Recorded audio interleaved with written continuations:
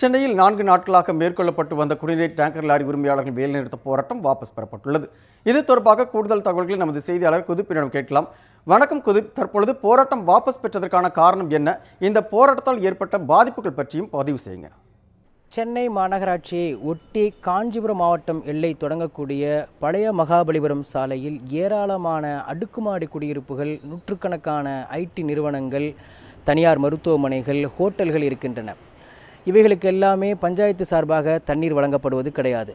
இந்த தேவையை பயன்படுத்தி கொண்டு தனியார் லாரிகள் இப்பகுதியில் இருக்கக்கூடிய விவசாய நிலங்களில் இருக்கக்கூடிய கிணறுகளிலிருந்து தண்ணீர் எடுத்துக்கொண்டு வந்து தண்ணீர் சப்ளை செய்வது வழக்கம். ஆனால் இது சட்டவிரோதமானது என அதிகாரிகள் ஆய்வு செய்த நிலையில் கடந்த சில நாட்களுக்கு முன்பு 5 லாரிகளை பிடித்து அபராதம் விதித்தனர். இதற்கு எதிராக லாரி உரிமையாளர்கள் போராட்டம் நடத்தினர். கடந்த 4 நாட்களாக நடத்தப்பட்ட போராட்டத்தில் பேச்சுவார்த்தையின் முடிவில் எந்த முடிவும் எட்டப்படவில்லை. இதனையடுத்து குடியிருப்புவாசிகள் கேட்டுக்கொண்டதன் அடிப்படையில் லாரி உரிமையாளர்கள் தற்காலிகமாக போராட்டத்தை விலக்கிக் கொண்டு தற்போது லாரிகளில் தண்ணீர் சப்ளை செய்ய தொடங்கி இருக்கின்றனர்.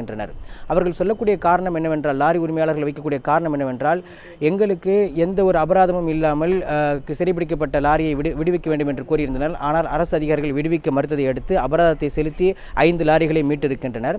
அதேபோல இந்த விவசாய கிணறுகளில் இருந்து தண்ணீர் எடுப்பதற்கு எங்களுக்கு அனுமதி வழங்க வேண்டும், முறையாக அரசு அனுமதி வழங்க வேண்டும் என்றும் கோரிக்கை விடுத்திருக்கின்றனர். இந்நிலையில் கடந்த 4 நாட்களாக தண்ணீர் சப்ளை செய்யப்படாததால் ஒரே நேரத்தில் முழுவதுமாக எல்லாருக்குமே தண்ணீர் சப்ளை செய்யப்பட இயலாது என்பதனால் குறைந்த அளவில் லாரிகள் மூலமாக குடியிருப்புகள், ஐடி நிறுவனங்கள் மற்றும் மருத்துவமனைகளுக்கு தண்ணீர் வழங்கப்பட்டு வருகிறது.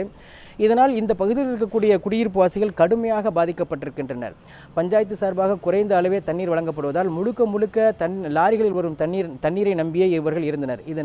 இது ஒரு புறம் இருக்க, இந்த குடியிருப்பு வாசிகள் இருப்பவர்கள் எல்லாமே படித்த ஐடி நிறுவனங்களில் வேலை செய்யக்கூடியவர்கள். இப்படிப்பட்டவர்கள் திடீரென சாலை மறியலில் போராட்டத்தில் ஈடுபட்டு இங்கு இருக்கக்கூடிய அரசு அதிகாரிகளை ஸ்தம்பிக்க செய்தனர். அவர்களுடைய கோரிக்கை என்னவென்றால், குடியிருப்பாசிகளுடைய கோரிக்கை என்னவென்றால், எங்களுக்கு ஒரு நிரந்தர தீர்வை ஏற்படுத்தி தர வேண்டும்.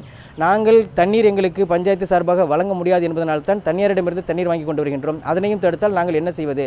எங்களை எதற்காக கட்டடம் கட்ட அனுமதி அளித்தீர்கள்? இந்த கோரிக்கையை அவர்கள் முன்வைத்து வருகின்றனர். குதுப்தீன், தங்கள் விரிவான தகவலுக்காக நன்றி.